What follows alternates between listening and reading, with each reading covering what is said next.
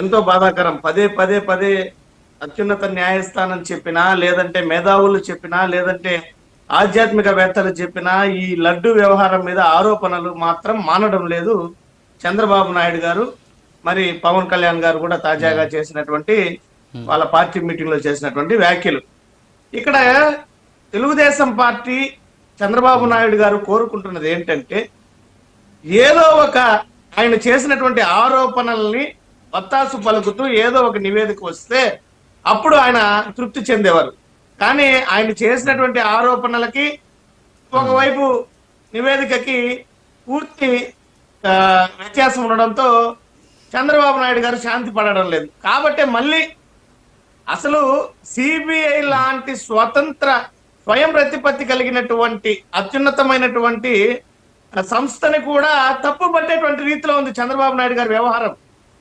ఈరోజు already supreme court guide lines, supreme court ఏంటంటే దేశంలో సుప్రీంకోర్టు ఇక ఫైనల్ అత్యున్నతమైనటువంటి న్యాయ వ్యవస్థ, న్యాయస్థానం. మరి అలాంటి సుప్రీంకోర్టు భాగస్వామ్యంతో ఈ సిబిఐ సిట్ ఏదైతే దర్యాప్తు చేపట్టిందో దానిని కూడా చంద్రబాబు నాయుడు గారు తప్పు పడుతున్నారంటే ఏ మేర చంద్రబాబు నాయుడు గారు ఈ వ్యవహారంలో ఆశిస్తున్నారు ఒకసారి మీరే ఆలోచించండి. స్వార్థ రాజకీయ లాభాపేక్ష కోసం ఈరోజు న్యాయ వ్యవస్థని తప్పు పట్టేస్తున్నారు, స్వామివారి వ్యవహారాన్ని నీచ రాజకీయాల్లోకి లాగుతున్నారు, హిందూ భక్తుల మనోభావాలతో ఆటలాడుకుంటున్నారు. రాజకీయము ఇప్పుడు కూడా రాజకీయం వేరే పరిధిలో ఉండాలి. ఈ రకంగా పరిధిని దాటేసి నీచ స్థాయికి వెళ్ళిపోవడం అనేది బాధాకరం.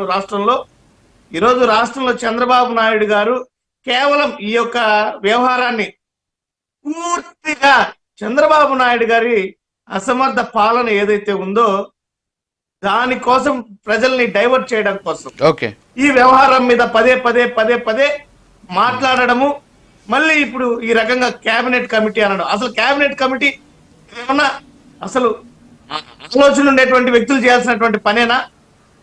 ఎందుకు మళ్ళీ ప్రజల్ని తప్పుదోవ పట్టించేటువంటి వ్యవహారం కాకపోతే ఇది?